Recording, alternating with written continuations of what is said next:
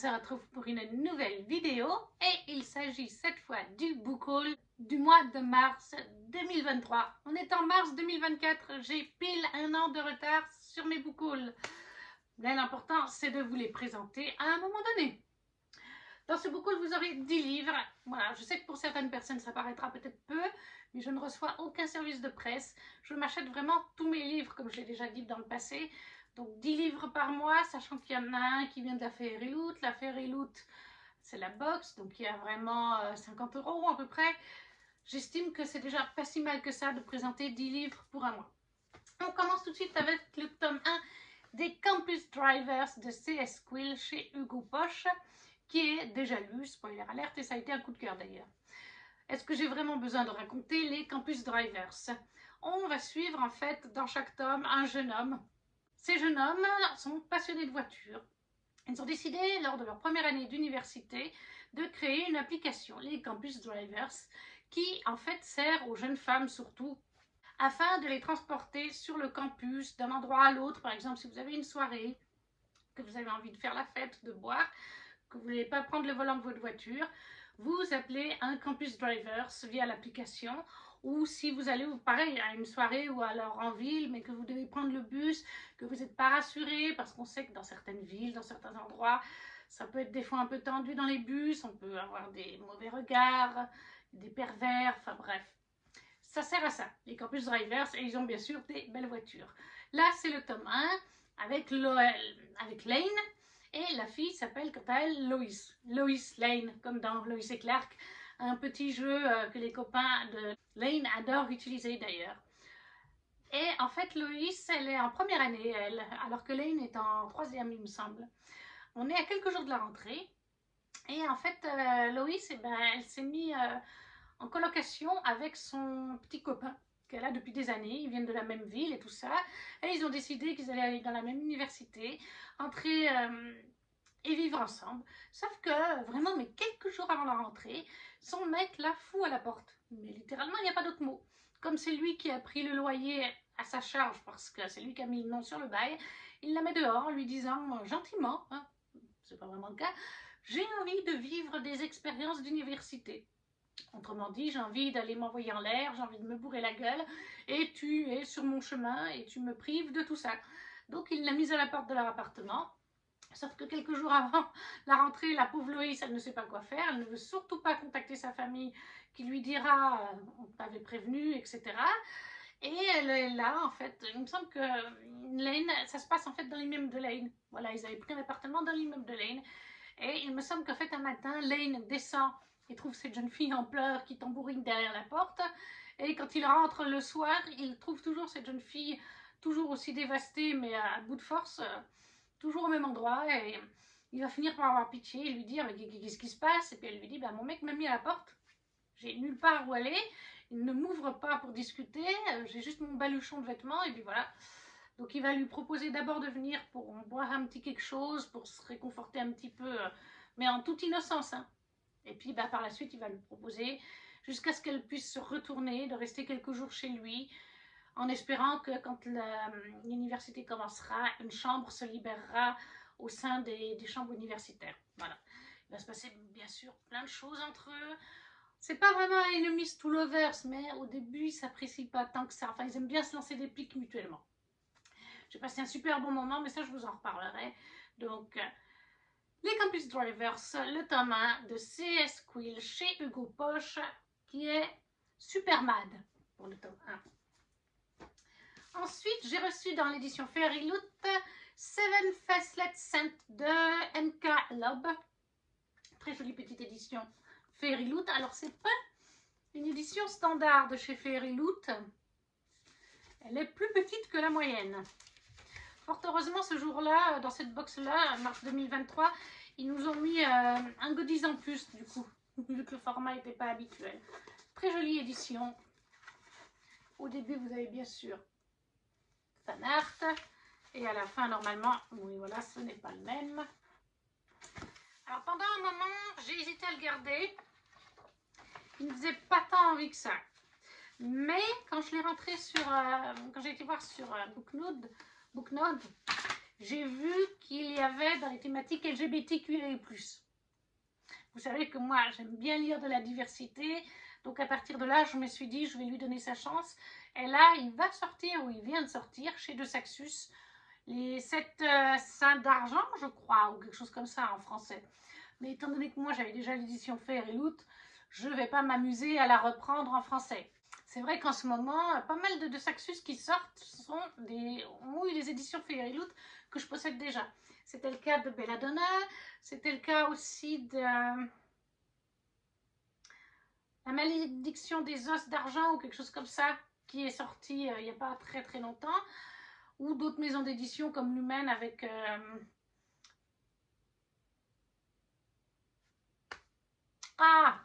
Niki Popretto, le nouveau Niki Popretto. Donc voilà. Dans celui-là, puisque on l'a en VF, je vais aller lire le résumé en VF sur la tablette. Voilà, dans les mots-clés, comme je vous ai dit, on a LGBTQI+, Q+, pardon, Young Adult, meurtre, mystère, dark fantasy, complot politique. On nous dit, les saints sont miséricordieux. Toutes les histoires en témoignent. Mais elles racontent aussi qu'ils ont soif de sang. Dans la ville d'Ombrasia, les disciples bénis des saints vivent dans l'opulence tandis que les défavorisés, dépourvus de magie, vivent dans la pauvreté et sont envoyés au front. Bénie par patience, Rose déteste cette injustice. Emplie de haine depuis l'assassinat de son père, elle est prête à tout pour démanteler le système corrompu. Chef de la sécurité au Palazzo, Damian est censé être impitoyable et servir les saints avec une dévotion sans faille. Mais il est en réalité brisé par les années passées à se battre dans une guerre sans fin. Pour prouver sa loyauté, il doit faire ses preuves. Lorsque des bénis et des défavorisés sont retrouvés assassinés, Damien et Rose sont forcés de faire équipe pour démasquer le meurtrier. Alors que les ténèbres se rapprochent, pourront-ils sauver la ville d'un mal qui menace de détruire tout sur son passage? Donc ça, c'est pour les Seven Facelettes Saintes MK Lob, édition Fairyloot. Mais vous l'avez donc, si le titre, c'est bien ça, les 700 visages, pardon. Pas tout à fait la même chose. Ensuite, nous avons eu Personnal, le tome 1 de Yelena chez Hachette. Roman de cette édition chatoyante, absolument magnifique. Nous sommes dans un univers de fantasy complètement inventé qui s'inspire un petit peu de la Rome antique au niveau de l'ambiance, pour vous situer. Et on va suivre en fait surtout Andrea. Andrea qui est un jeune homme qui est Persona, littéralement.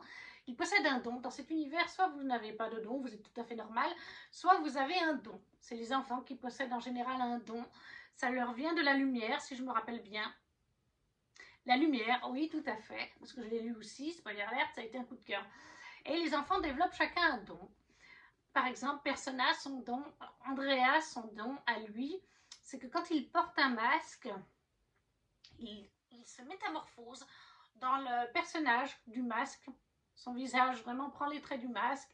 Et même sa personnalité, il oriente sa personnalité vis-à-vis du masque qu'il a créé ou qu'il reprend. Et en fait, ces enfants, eh bien, vivent dans des lieux. Ils vivent dans des lieux, tous ensemble, ces enfants, sous la tutelle. Je ne sais plus comment s'appelle le lieu précisément, mais ils vivent dans un lieu jusqu'à leur majorité. Par contre, voilà, ces enfants, et à leur majorité, ils ont un choix à faire. Soit ils veulent continuer à utiliser leurs dons, et ils doivent aller rejoindre le culte de la lumière, s'ils veulent continuer à utiliser leurs dons. Donc le culte de la lumière, c'est une religion, tout ce qui touche à ça. Soit ils se marient et abandonnent leurs dons. Ils n'ont que ces deux options. Vous ne pouvez pas rester célibataire, garder votre don. Non, soit vous allez dans le culte de la lumière et vous utilisez le don, soit vous laissez votre don et vous vous mariez. Par contre, tant que vous êtes enfant, que vous vivez dans l'institut, sous la protection, je ne sais plus si c'est des nonnes, mais à quelque chose comme ça, on peut par contre faire appel à votre don en payant l'institut et vous touchez une partie de la somme. Par exemple, on peut avoir par exemple besoin d'un des enfants qui a le pouvoir, je ne sais pas moi, de faire pousser des plantes. Et une personne a besoin de cet enfant pendant une journée, donc il va payer la somme à l'institut, l'enfant touchera un petit quelque chose dessus et il va être employé. Mais à côté de ça, ces enfants, on les vit mal, on les ressent mal, les gens ne veulent pas trop les approcher, n'ont pas confiance en eux. Comme vous pouvez voir, on est donc sur un conflit politique à venir, je pense, hein, entre ces pauvres enfants et même après une fois adultes, qui n'ont pas vraiment de choix, qui n'ont rien demandé en plus, et les gens un peu étroits d'esprit. Voilà, ça c'est vraiment un résumé global. Et on va suivre en fait Andrea qui va être embauché, lui et d'autres de son institut, pour une mission un peu spéciale, un peu osée, qui peut finir très mal éventuellement. J'ai beaucoup adoré, mais je vous en reparlerai. Il est dédicacé. J'ai eu un petit marque-page lors de la dédicace de Yelena, parce que Yelena, je l'ai rencontrée lors des Imaginales 2023, justement en mai. Et je la revois demain au Salon du Livre de Genève pour faire dédicacer mon tome 2. Donc Persona, tome 1 de Yelena, chez Hachette Roman. Pépite là aussi. Ensuite, je me suis racheté lorsqu'il est sorti en relié une seconde fois Le Prieuré de l'Oranger de Samantha Shannon dans cette magnifique édition. Je ne sais plus comment elle s'appelait. Édition draconique peut-être, quelque chose comme ça. Là à l'intérieur. Et le voilà. Comme ceci. Et là vous avez la carte du royaume.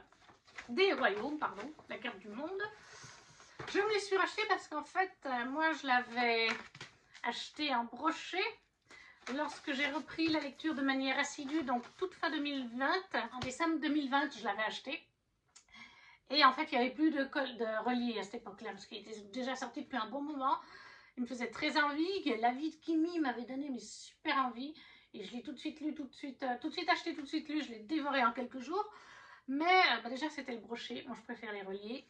Et en plus de ça, sur l'édition brochée, tout le texte en bleu, c'était fait la malle. Même là, mais surtout là, je ne sais pas même si le dragon commençait pas à se faire la malle. Donc par contre, quand je l'ai racheté en édition draconique, quand ils l'ont ressorti, là en mars 2023, autant vous dire que je n'ai pas pu vendre sur Vinted mon autre édition, je trouvais ça injuste, même 1 euro, quand il n'y a pratiquement plus le titre, je l'ai mis en boîte à livres. Je sais que j'ai fait des euros parce que j'y passe souvent cette boîte à livres et j'y passais toutes les semaines à ce moment-là. Et j'ai pu voir qu'il avait été pris par 3 fois, il est revenu quelques jours, il est reparti pendant 2-3 semaines, il revenait, donc il a au moins fait 3 heureux qui auront lu cette belle brique.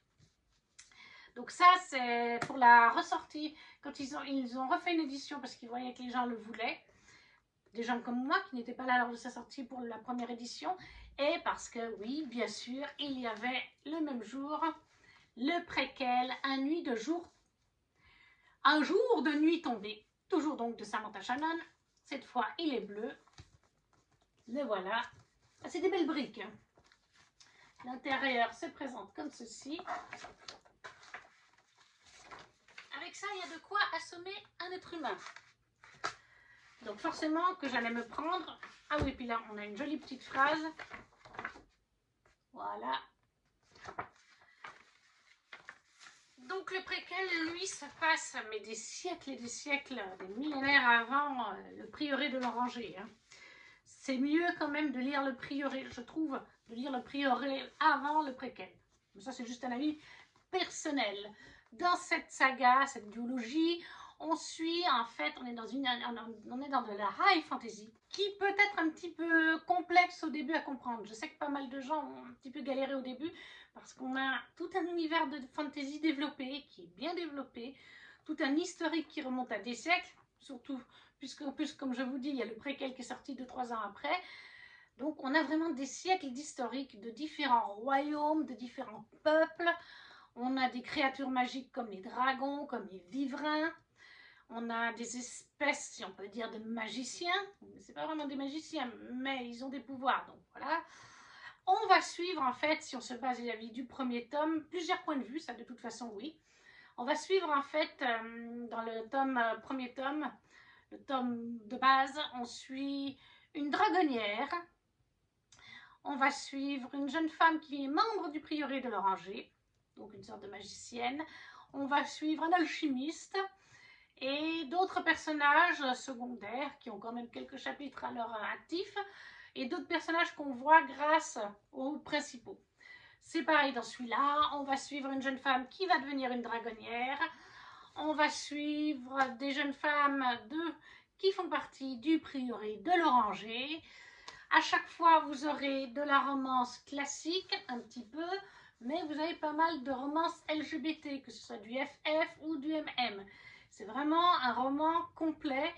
Pour moi, une saga de high fantasy avec tout ce qu'il faut, une histoire, world building, forcément, créatures et représentations diverses et variées.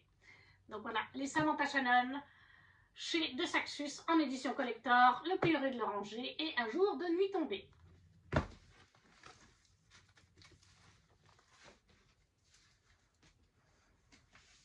Ensuite, toujours chez De Saxus, je me suis pris Cendrillon est morte de Kathleen Byron. Très jolie petite édition là aussi. Ah, il n'y a pas de jaspage. Excusez-moi, à cette époque-là, De Saxus n'en faisait pas encore. Le voilà. Il est tout mignon.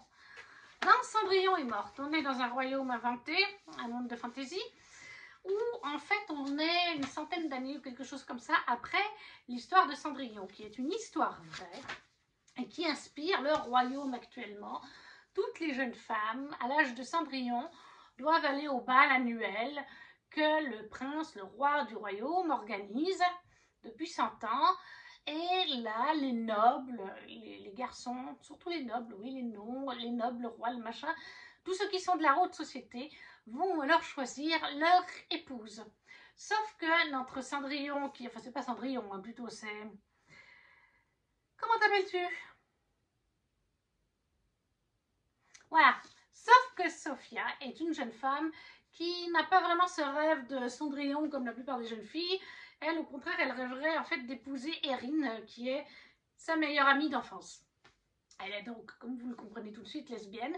C'est un récit LGBT, QI+. En plus, elle est de couleur. Et l'autrice est aussi de couleur, si je ne me trompe pas. Oui, tout à fait. Donc, on est vraiment sur de la représentation diverse et variée. Et en fait, eh ben, Sophie, elle veut pas de ça, comme je vous dis, Sophia ne veut pas de ça, mais a-t-elle vraiment le choix dans cette société qui est très étriquée au niveau des femmes? On doit faire ci, on doit faire ça, on ne peut pas penser ainsi, on ne peut pas penser comme ça, on ne peut pas faire ça. C'est voilà, c'est un récit qui se veut aussi sur l'évolution de la femme, l'évolution des mentalités vis-à-vis de la femme, bien sûr, avec tout ce qui touche à Cendrillon. Et peut-être que l'histoire de Cendrillon n'est pas tout à fait aussi idyllique et féerique qu'on pourrait le penser. Donc Kathleen Byron, ça aussi je l'ai lu, donc je l'ai adoré, c'est pour ça que je peux vous en parler sans faire le résumé. Kathleen Byron, Cendrillon est morte chez De Saxus, en édition reliée.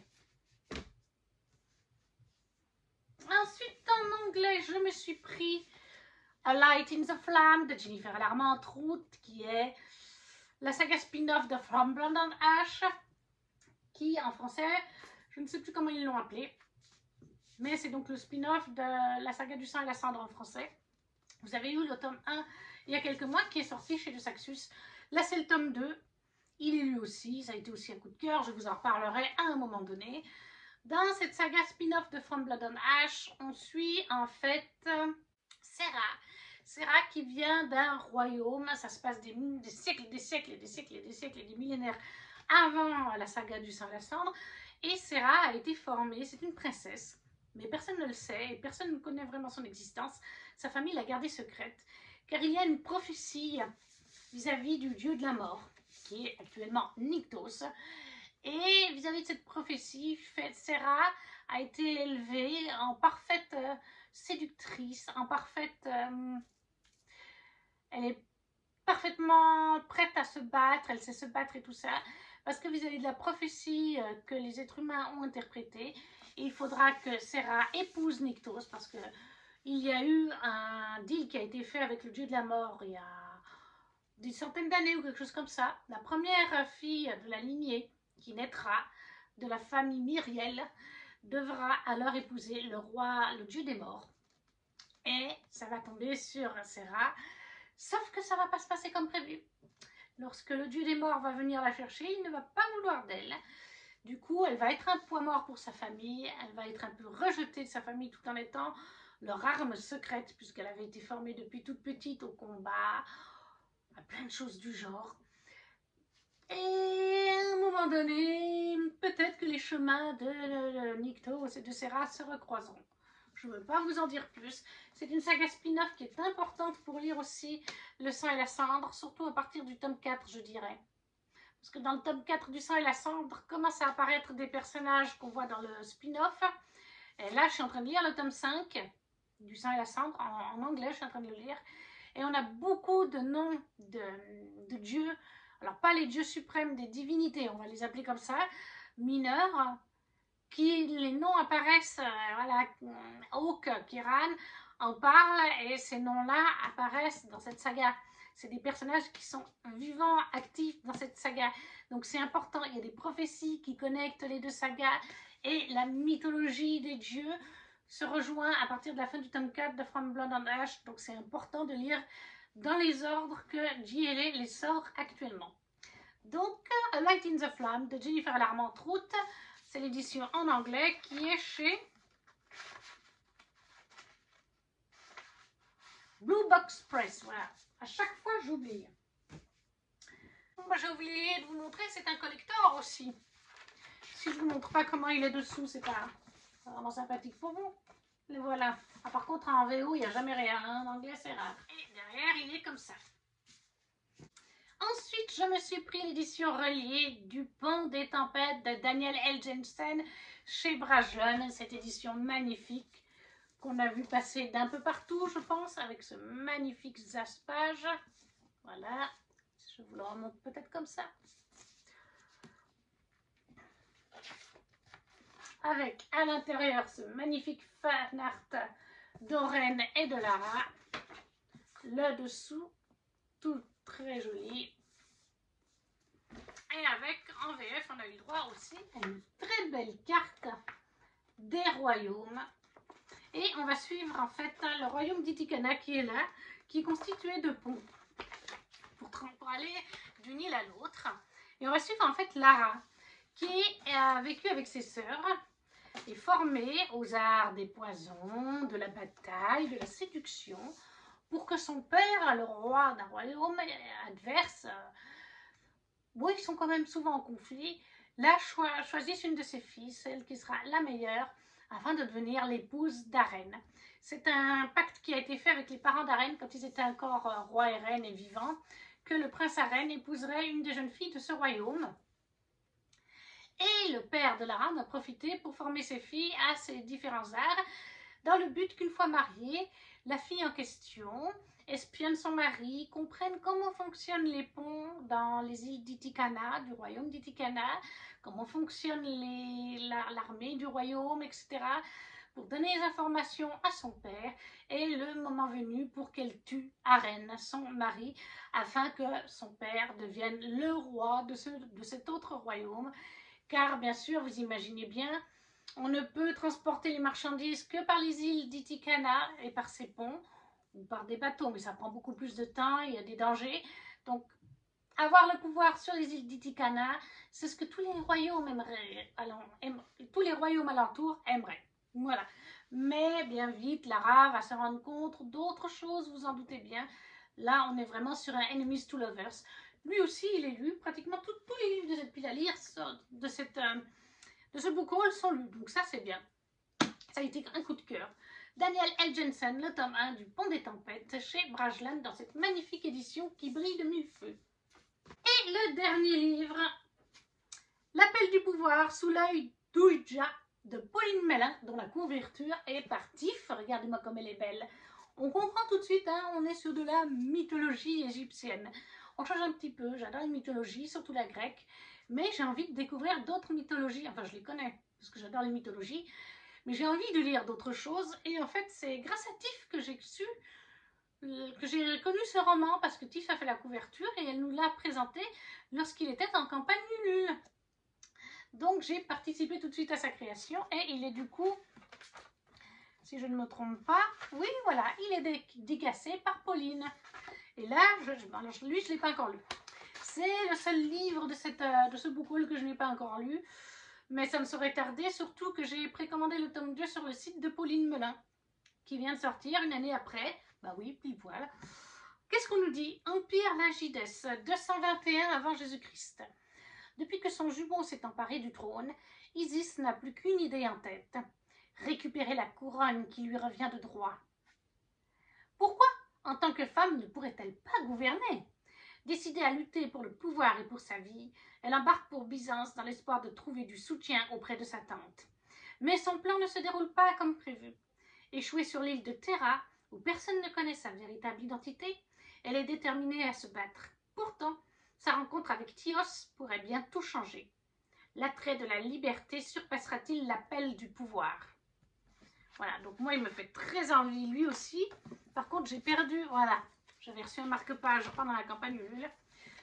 Ça, il faut que je le lise assez rapidement. Donc Pauline Melun, le tome 1 de l'appel du pouvoir, sous l'œil d'Ouija, en auto-édité, donc vous l'aurez compris. Et voilà, la vidéo est à présent terminée.